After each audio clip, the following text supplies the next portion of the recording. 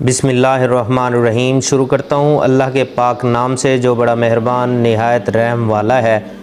سیرت النبی صلی اللہ علیہ وآلہ وسلم کو جاننے سے پہلے سب سے پہلے آپ کو ملک عرب کے جغرافیہ کے بارے میں پتہ ہونا چاہیے۔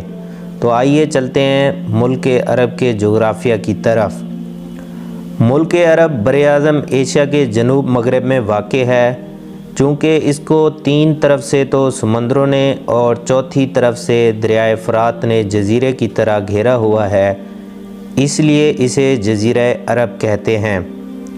اس کے شمال میں بلاد شام و عراق واقع ہیں، مغرب میں بحیرہ احمر یعنی بحیرہ کلزم، جنوب میں بحیرہ ہند اور مشرق میں خلیج عمان اور خلیج فارس واقع ہیں۔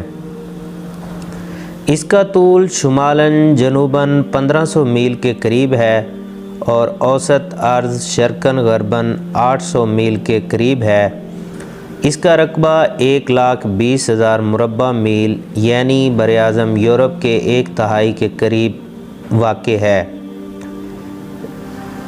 علماء جغرافیہ نے بربنائے طبیعت ارضی اس ملک کو 8 حصوں میں تقسیم کیا ہے، جن کا بیان بطریق اختصار نیچے ہم کرنے لگے ہیں۔ تو سب سے پہلے جو حصہ ہے اسے اقلیم حجاز کہتے ہیں۔ اقلیم حجاز کی تفصیل، اس کا محل وقوع اور اس کے مشہور شہر کون کون سے ہیں، تو آئیے چلتے ہیں ان کی تفصیل کی طرف۔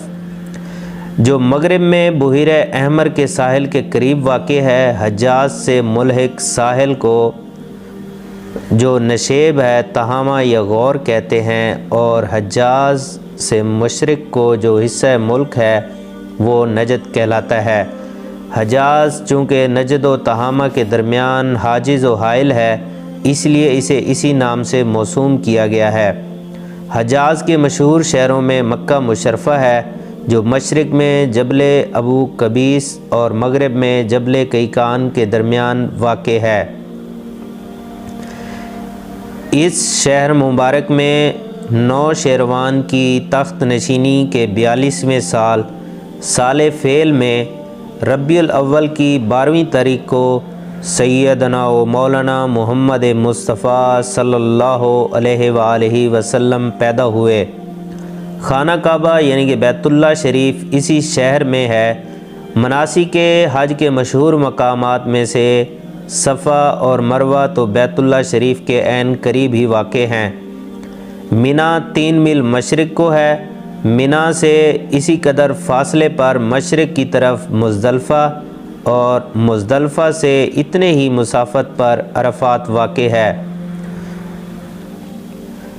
مکہ مشرفہ سے شمال کی طرف تقریباً 200 میل کے فاصلہ پر مدینہ منورہ ہے، جہاں حضور سرور کائنات صلی اللہ علیہ وآلہ وسلم کا مزار مقدس واقع ہے۔ مدینہ منورہ سے تقریباً 3 میل شمال کو جبل احد ہے، جہاں حضرت امیر حمزہ رضی اللہ تعالی عنہ کا مزار مقدس واقع ہے۔ اس اقلیم میں حرمین شریفین کے علاوہ بدر، احد، خیبر، فدق، حنین، طائف، تبوک اور غدیر خم اسلامی تاریخ میں بہت مشہور ہیں۔ حضرت شعیب علیہ السلام کا شہر مدین بحر احمر پر واقع ہے۔ اس کے علاوہ جو اگلا حصہ ہے وہ ہے اقلیم یمن۔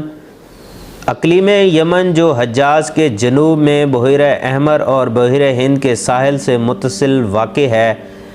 اس کی یمن و برکات یا کعبۃ اللہ سے جانب یمین ہونے کے سبب اس کو اسی نام سے موسوم کیا گیا ہے۔ اس اقلیم میں نجران، صنع اور سبا و مارب مشہور تاریخی مقامات ہیں۔ مخا، حدیدہ اور زبیدہ تجارتی حیثیت رکھتے ہیں۔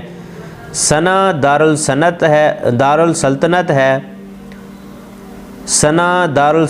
ہے جو عدن سے کچھ فاصلے پر واقع ہے۔ کنیسہ کلیس اسی شہر میں واقع ہے۔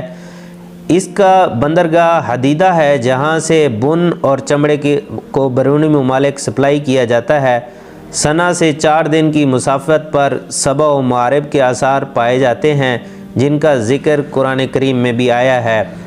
نجران ایک بہت بڑا شہر تھا جس کے متعلق 70 گاؤں تھے، یعنی کہ اس سے ملحق 70 گاؤں تھے۔ یہ شہر ملک عرب میں عیسائیت کا مرکز مانا جاتا تھا۔ یہاں ایک بہت بڑا گرجا گھر بھی تھا جسے بنو عبد المدان بن عدیان حارثی نے کعبۃ اللہ کے مقابلہ میں بنایا تھا۔ وہ کعبۃ اللہ کی طرح اس کی تعظیم کرتے تھے اور اسے کعبہ نجران کہا کرتے تھے۔ اسی گرجا گھر کے بڑے بڑے پادری ہجرت کے 12ویں سال حضور سید المرسلین صلی اللہ علیہ وآلہ وسلم کی خدمت اقدس میں حاضر ہوئے اور حضور صلی اللہ علیہ وآلہ وسلم نے ان کو مباہلہ کی دعوت دی تھی۔ نجران ہی کے ایک گاؤں میں قصہ